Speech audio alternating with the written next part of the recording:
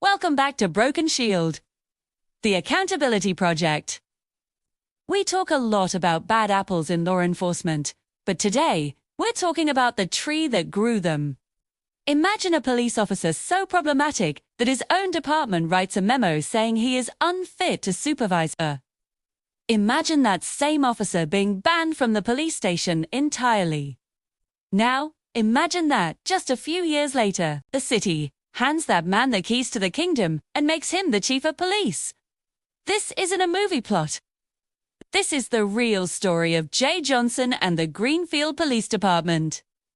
It's a story of deleted evidence, illegal surveillance, and a blue wall of protection that has cost taxpayers tens of thousands of dollars, while a man facing multiple felonies wore the Badger Chief. Stick around, because this one goes all the way to the top. The house of cards began to fall in April 2025.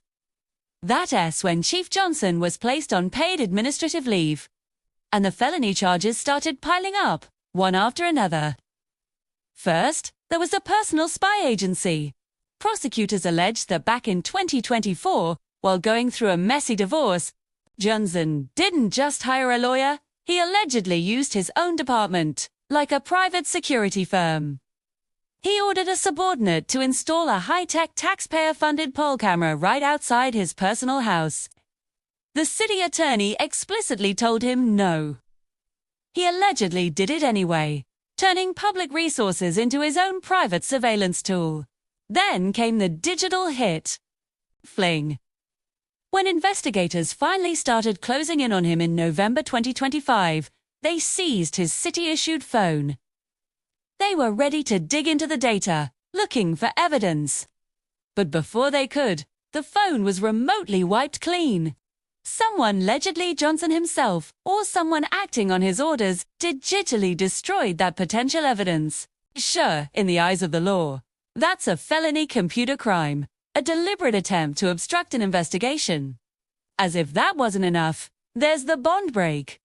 By January 2026, he was out on bond, awaiting trial. The rules were simple and strict. Do not contact any city employees. This is a standard condition to prevent witness tampering or intimidation. But prosecutors say Johnson couldn't help himself. He allegedly used a third party, a go-between, to reach out to staff members. That single act led to even more charges, multiple felony counts of bail jumping. Each charge adds more potential prison time to his sentence. Now, here is where the accountability part of our project really comes in. Jay Johnson didn't just suddenly go bad as chief. 2.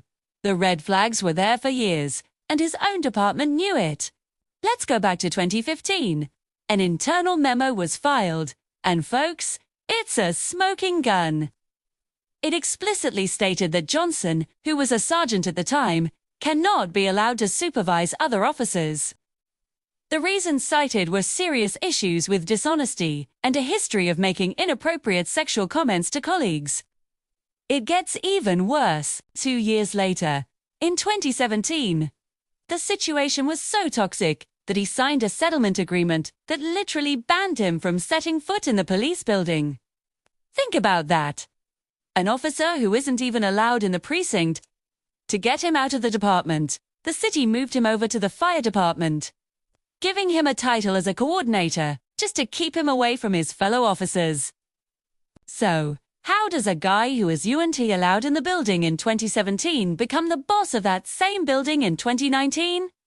When the old chief of police retired, the city didn't conduct a national search for the best candidate. They didn't look for a leader with an impeccable record. Instead, they looked at the guy they had already sidelined and decided he was the man for the job. So who made this unbelievable decision? The mayor of Greenfield says, "Don't look at me." He points his finger directly at the Police and Fire Commission, or PFC. This is the unelected, 5-member body that holds the real power in hiring and firing police chiefs in many Wisconsin cities. In 2019, these are the people who looked at Jay Johnson's record the memo, calling him unfit to supervise the agreement, banning him from headquarters and, they said, "Yup, That's our chief. The commission at the time included Cheryl J. Caston, Bradley J. Arndt, David J. Beyer, William R. Grodgen, and Ariel M. Santiago. Did they fail to read the personnel files? Or did they see the red flags and ignore them, perhaps swayed by his long-standing service in the city? We don't know, because the process lacks transparency. Wisconsin's PFC laws acted as a shield.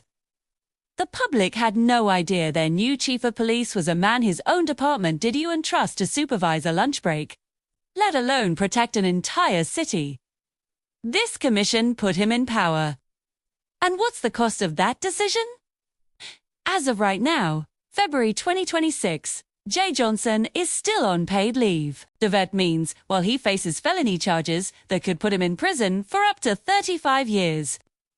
He has collected nearly $75,000 in taxpayer money to sit at home. The citizens of Greenfield are paying the salary of the man accused of betraying their trust.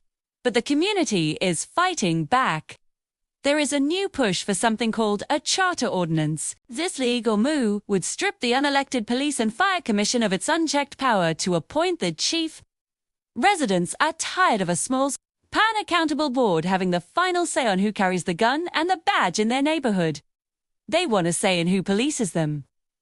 The next court date for Jay Johnson is March 27, 2026. You can bet we'll be there, covering every development. Because here at Broken Shield, we believe the badge is not a license to bypass the lit S, a solemn commitment to uphold it without exception. Hit that subscribe button to help us keep the lights on and the cameras rolling on those who think they're above the law. Thanks for watching. Stay vigilant.